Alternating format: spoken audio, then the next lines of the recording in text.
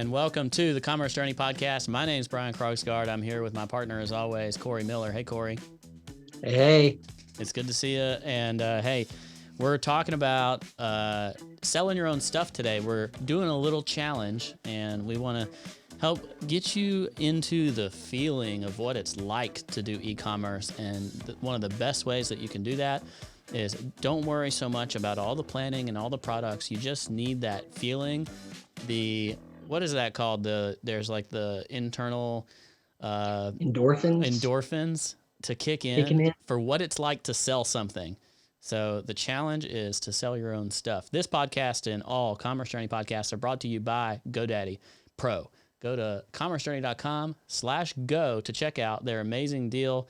After you get those endorphins kicked in, selling on a marketplace or something like we're talking about, then you'll be able to get your own website set up, ready to go with all the e-commerce goodies at commercejourney.com/go. It is a fantastic deal. You literally cannot find another deal like it. $1 for 3 months to bootstrap your store with all the extensions you need, even the domain, to get started with your store at commercejourney.com/go. Thanks so much to our friends at GoDaddy Pro for hooking us up with such a sweet, sweet deal. Corey, how you doing? Pretty good. I'm excited about today's topic because we've been like on this ongoing commerce journey, been trying to like really think through how to help people take forward progress on their goals and dreams. And I'm excited today. I think we got some personal stories to even share. Yeah, absolutely. So there's this fear of starting. We talked about that. And we were like, how are we going to tackle that? How are we going to help people get over the hump, the fear of what to do? And it can be intimidating, even when you have an awesome deal like $1 for getting your site set up and all that. You know, you think about, what am I going to sell? How am I going to sell it? What am I going to do? You need the feeling of what it's like to actually make a sale, to list a product and go through the thought process of, hey, I need to write my product descriptions. I need to determine what I'm going to do. What if I actually sell this? How do I, package this up in a box and ship it off and all that? Corey, I've sold some stuff this year using eBay as my marketplace of choice. Have you had any experience recently doing that kind of thing? Yeah, always. So we've been talking about this, like selling things, and I knew you sold, I think it was a lot of your camera equipment. Yeah. I'm always like, I don't like to do it. To be honest with you, we got new couches a couple weeks ago, and my wife's like, we got to put all this stuff on Craigslist or Facebook shops or something and get this sold. And I'm just like begrudging, could we just like put in the garage and not have to deal with that? Is it because you're afraid of the sales process, or are you just more of a hoarder of your old stuff? I'm gonna it's a sales process. I'm gonna sound like a terrible human, but I just don't like dealing with like, oh, we're gonna be here at 5 and having people around the house that I don't know, and it's the inconvenience of it. Yeah. But I know we could make some money. She's like, oh, I think we could sell it for $100. And I'm like, I'd rather, I don't know, not have the $100. Yeah, I don't disagree with you in terms of some stuff. We feel that way sometimes with garage sales. Like you go through all this work. Garage sales are really about cleaning your house, and you go through all this work to like get through everything, sort through it all, price it, put it out, put the signage up. And then sometimes maybe you pull in a decent amount, but a lot of times it's like, man, we just made like $200 on the day. I think the tax write-off would have been bigger just giving all this away. So I agree with you. Sometimes, especially those in-person things, it can be tough, but the challenge is pretty open. We just want you to sell something. If it's a garage sale, if it's a listing it on Facebook Marketplace, if it's listing it on Craigslist, if it's listing it on eBay, any of it's good. We want you to give you the feeling of selling something. Corey, you brought up the fact that I had sold some audio and video stuff. I had bought some things that I used for some in-person conferences, like little mic packs, that you hook up to somebody. And I had more than I needed. So I was like, I can sell these. And I found out they're still worth like, I don't know, $400 a piece or something. And the original price maybe was $500 or $600. And I'm like, I don't use these, and I can get $400 a piece. I'm like, heck yeah.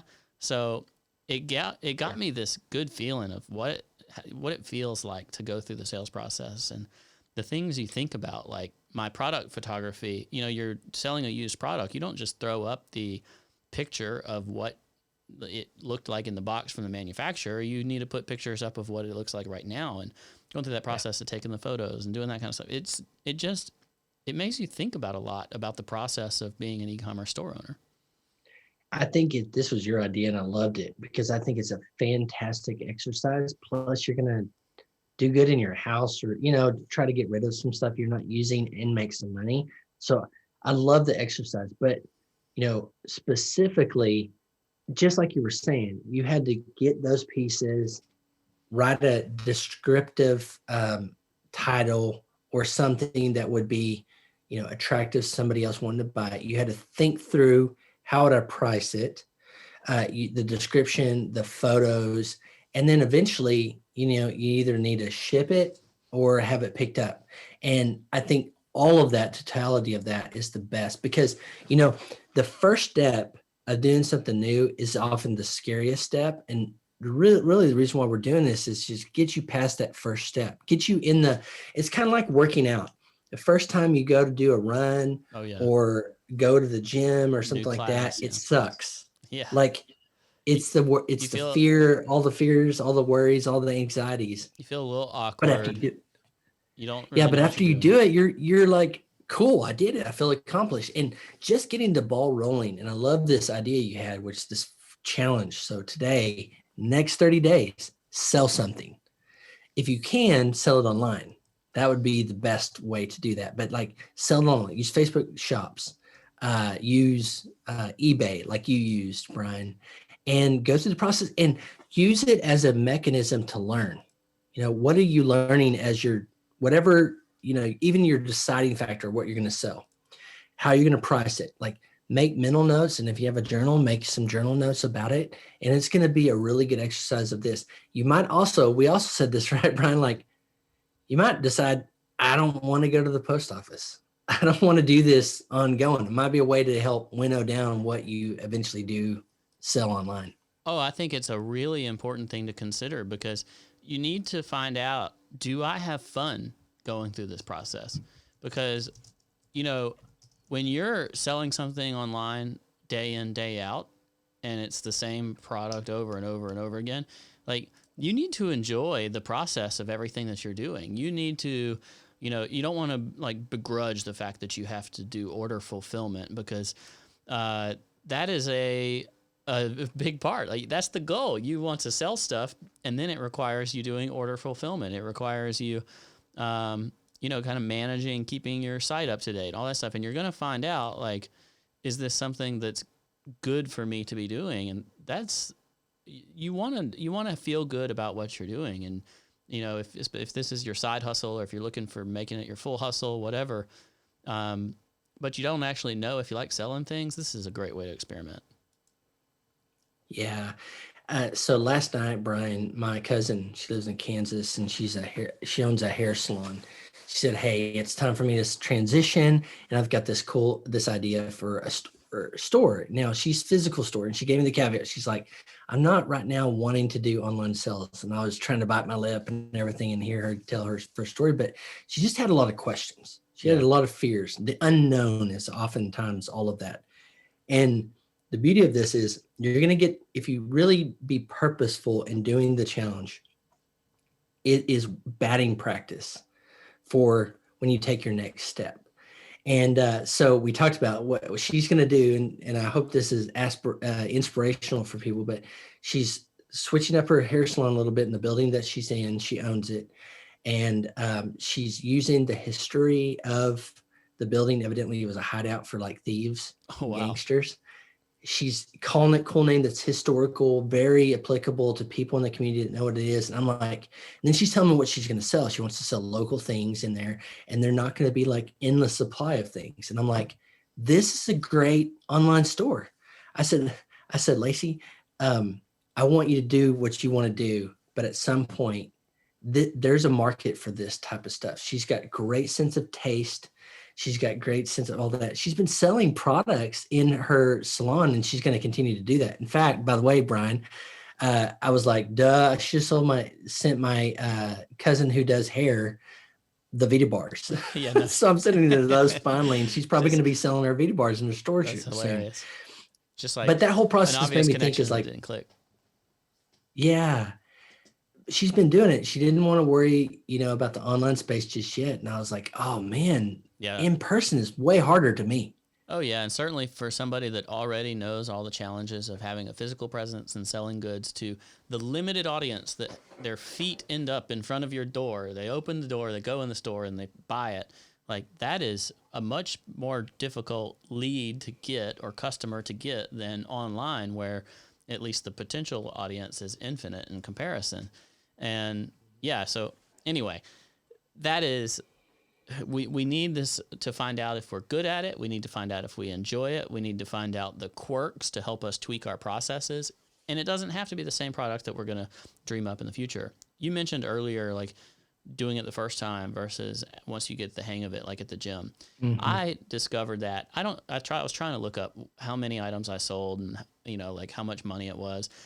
I don't know exactly how many items it was, but I think it was maybe like 6 or 8 things that I sold.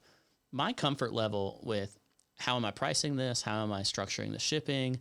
How long do I expect it to take to get there? How do I message the person that bought it and let them know, like, hey, it's on the way? How do I structure a title to be a little more appealing? I was figuring all that out in just a handful of sales. So these are like really helpful things to do. So let's dig into what the actual challenge is. Like I said, I think I sold 6 to 8 items. I think it was worth, I don't remember exactly, maybe like $2,000 to $3,000 worth of stuff that I sold. Yeah. And these were things that I really wasn't using a ton of, and it allowed me to invest in some things that I really wanted. So it's like, I took things I wasn't using, I made a little money, I learned a ton, and I put the money towards stuff that I needed in my work life, and it just was a great balance. So I think you'll probably find some rewards doing this, no matter what. You'll get rid of stuff out of your house at a bare minimum. Yeah, and here's the alignment. We talked. You sell, let's say you happen to sell $2,000. Well, we've talked about some of the store ideas that we could do, you and I could do. And you're like, that's some cash flow to buy an initial inventory for a store, to test a concept. So think of the alignment of this. One, you're helping your family. All of us probably have some junk in the bag, and it's not really junk, but it's stuff that we just need to get out of our garage or storage closet and sell.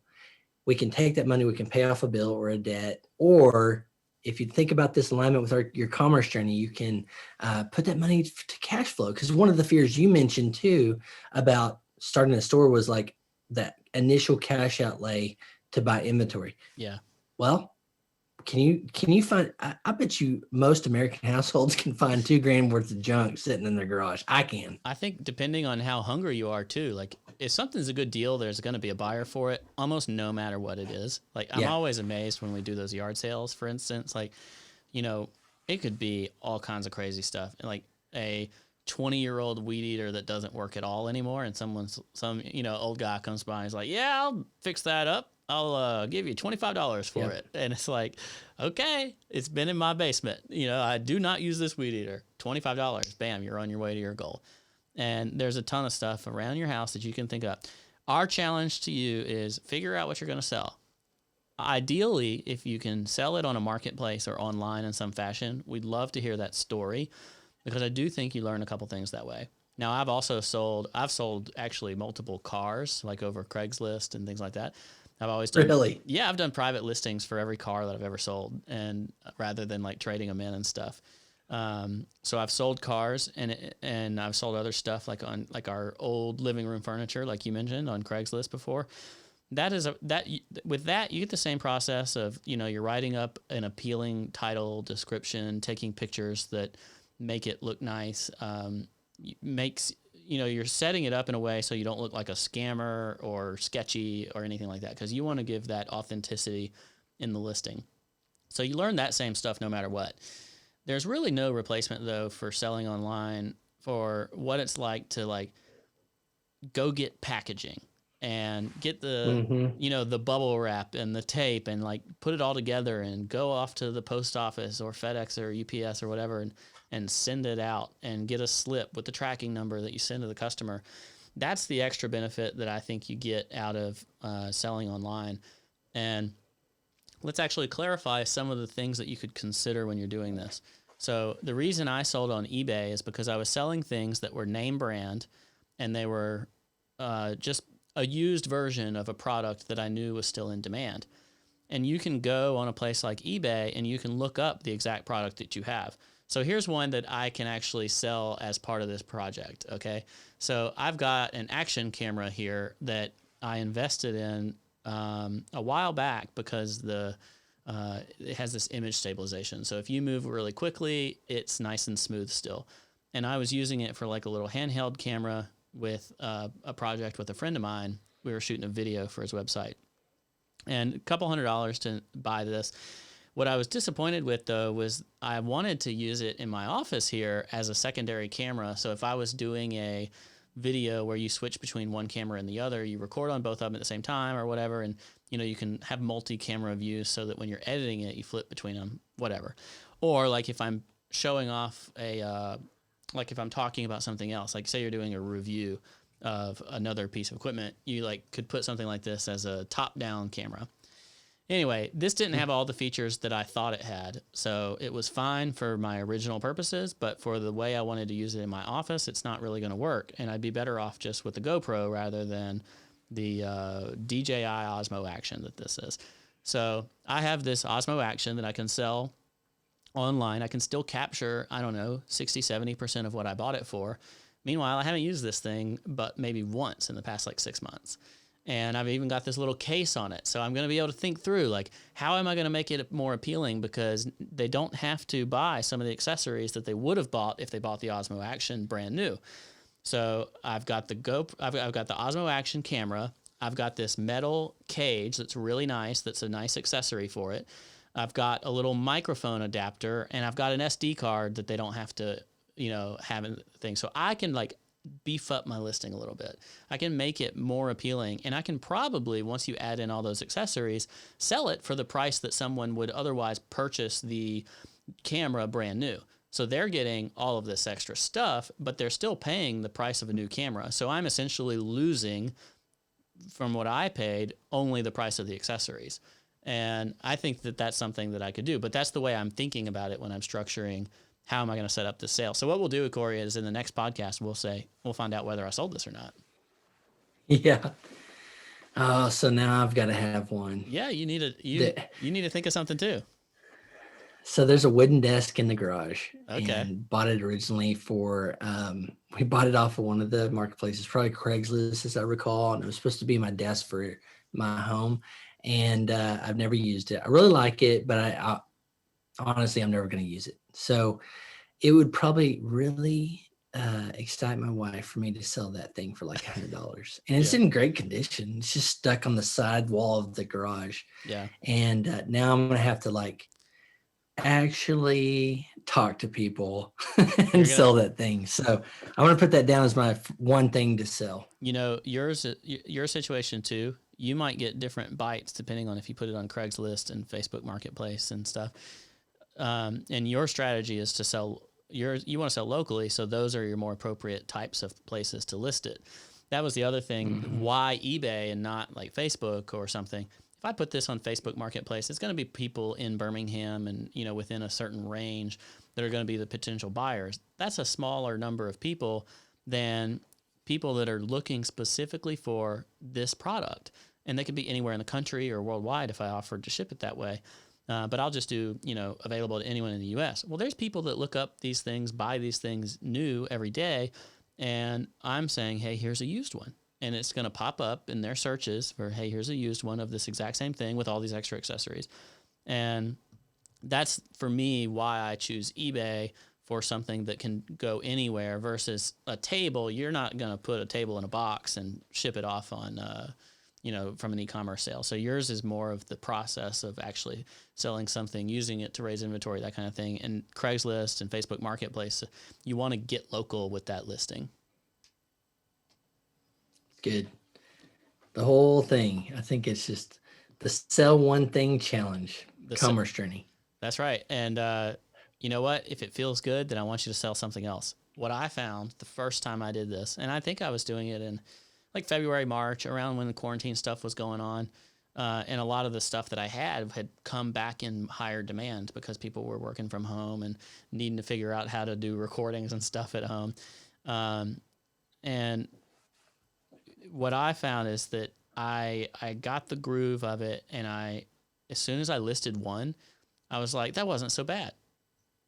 Here's something else that I can also list. And I went through my list, and I ended up selling way more things than I initially thought I did. And you know what? I didn't regret any of it. Like, there's a couple things where I was like, I kind of use these, but do I really need it? It's like, no, I could probably use that thing just as well. And I'm not really getting as much out of this purchase as I should have. So this is one of the last ones. I've been hoping that they will release a software update for this product, because then it would be able to be used in the way that I want to use it. But I'm just sitting here waiting on them to release software. They may never do it. And the camera is getting older and older and older. So I'm pulling the trigger, Corey. I'm going through the challenge again. I'm going to sell something online, and we're going to come back and talk about our experiences. We want to hear about your experiences. We want you to take on this challenge. You're listening to this podcast. You got something probably in arm's reach, if we're being honest, in most of our offices and stuff. But maybe it's in your garage, like Corey said, or something that you keep in, who knows, the trunk of your car. Try to find something that hits that sweet spot where it still carries some degree of value. So after you pay for shipping, or after you take the effort of, meeting someone in person to sell it, there's still a little bit of money there for you, figuring out what you can sell. And then we want to see your product descriptions, your pictures. We want to get examples of this, because if you send them to us, we'll critique them for you. And we'll say, like, hey, I think you could have made this look a little better if Corey, your table, for example. I'm going to make this harder on you, okay? It's going to be tempting. You go out there in the garage, and it's going to be tempting not to put any nice light on it and just leave it right where it is, take a picture of it, and put it on the internet. That's what you were going to do. But you know what would make it look better is if you pulled it out of that corner of the garage and you put it out in the sunlight, like on your driveway. Past all the spiders and crap I have to get to. Yep. Yeah. Past the spiders, you dust it off a little bit, and you take a nice, well-lit picture that makes that table look like someone's just ready to pull a chair up and sit at it. And you know what? I bet it doubles your chances of selling that thing for a decent price. Oh, yeah. I got to do it right. Here's the thing I want you to do, too, if you're listening today, is go to our Facebook group, commercejourney.com/Facebook. You can get into the group there. And we'll have a pinned post in there, the Sell One Thing Challenge, okay? And in the comments, we want you to post a picture of what you're trying to sell. And then we'll have another one coming back in a couple of weeks, and we'll say, what'd you learn? That's right. So we want to be able to high five that you sold, that you're selling something, high five that you sold something, high five that you got, some things that you've learned. So go to commercejourney.com/Facebook, and we'll have a pinned post there, the Sell One Thing Challenge for you. Corey, we don't even have to go any further. I think people get it. They know the deal. So it's the Sell Something Challenge. We're done. Go to commercejourney.com/Facebook, participate in the conversation about selling something. And also go to commercejourney.com/go, because after you sell something, you're going to be ready to go the rest of the way and set up your whole store and commit the whole 9. You'll be wanting to do it all, and you can do it with our friends at GoDaddy Pro. Thanks so much for being here with us today. We'll catch you next time. In 2 weeks, you will have sold something.